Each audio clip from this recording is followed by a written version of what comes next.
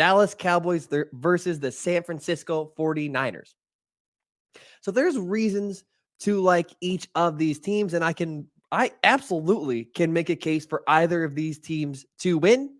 And because you're nice enough to still be listening, I'm going to go ahead and do just that. I'm going to give you a reason I like both of these teams.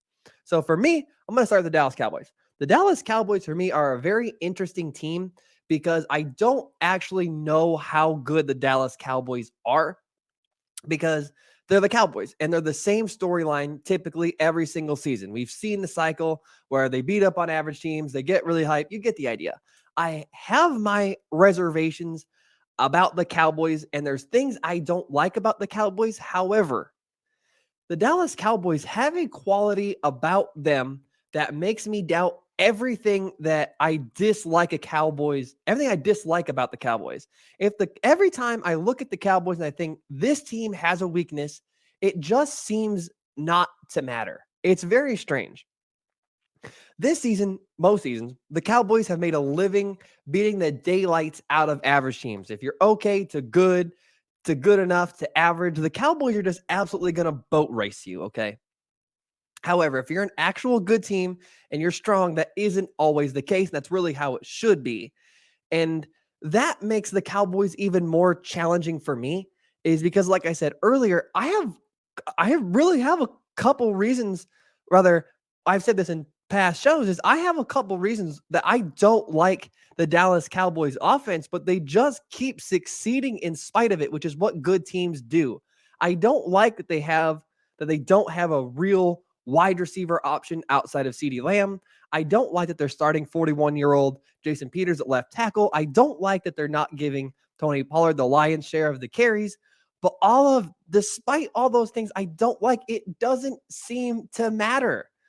Tony Pollard took his usual amount of carries and looked amazing. The pass catchers that I'm not sure about on the Cowboys, the ones not named CeeDee Lamb, still managed to make an impact on the game versus Tampa. And CeeDee Lamb, despite being the only one that I like, and who should be really their only receiving target, still manages to get his share of yards, targets, touchdowns. And Dak Prescott, who's thrown 1,000 interceptions this season and has been given hell about it, played arguably the best game he's played all season long against the Tampa Bay Buccaneers. I mean, they tore up the Tampa Bay Buccaneers last week. What impressed me most about that game is their offensive line looked amazing. They handled every blitz extremely well. They took care of Vita Vea and Hakeem Nicks. They opened up massive running lane for the running backs, and they kept Dak Prescott clean all game long. That team that showed up against the Buccaneers, especially for the first half, that team can beat anybody.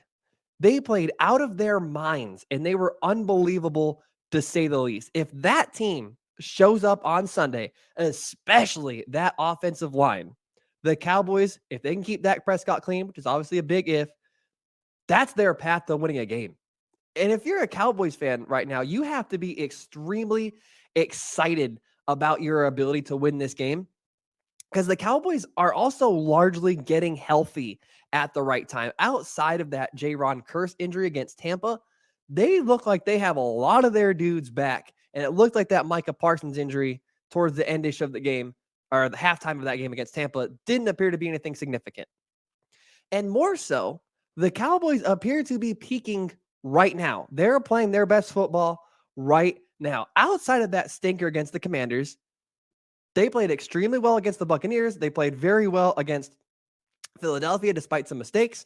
They are playing well when it matters most. You have to like that if you are a Cowboys fan.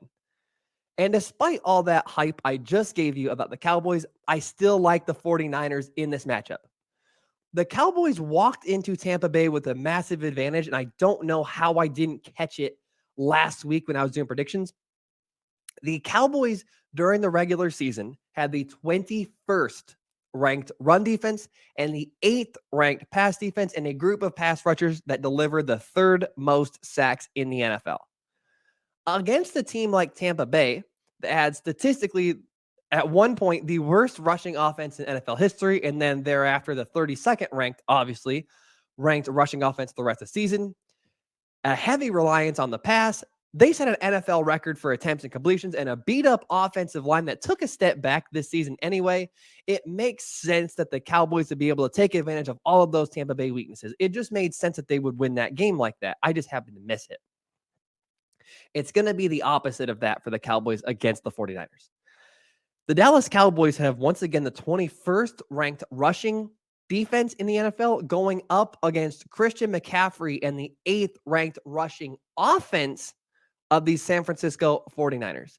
The Cowboys obviously have a ferocious pass rush led by Micah Parsons, and the 49ers have a rookie quarterback, and that's got to be concerned. However, the best way to take pressure off of your quarterback and off of your offensive line when they're pass blocking is to establish a run game, which statistically, based on the numbers, the 49ers should not have a problem doing. And not just because of the numbers and because the Dallas defense doesn't hold up against the run well, but also because the 49ers just established the run against everybody. It's what they do.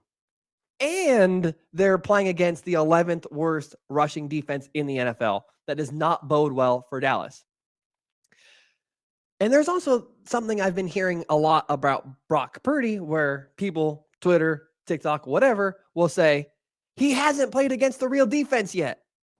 Like, yeah, he has. He's been playing against the 49ers defense every single day in practice, week in and week out, up to week 13, whatever, with the scout team. He's seen and played against the best defense in the NFL every single week in, week out, day in, day out. Now he's playing against lesser defenses with the first team San Francisco offense, not the scout team like he was playing against with the San Francisco defense in practice. It makes perfect sense why Brock Purdy is playing so well if you look at it under that lens. There's also going to be a group of people who are going to say that the 49ers haven't seen a pass rush like the Cowboys, which, yes, they have in practice. Joey Bosa led the NFL in sacks this season with 18.5. The 49ers defense also only averaged about half a sack less per game than the Dallas Cowboys did this season. So it's not like the rest of their defensive line stinks.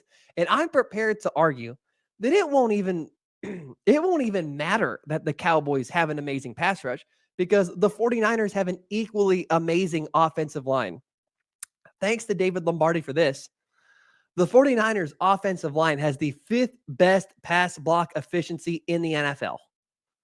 They also arguably have the best left tackle in the NFL protecting Brock Purdy's blind side. So I like all of that, but let me explain to you why I like the 49ers even more.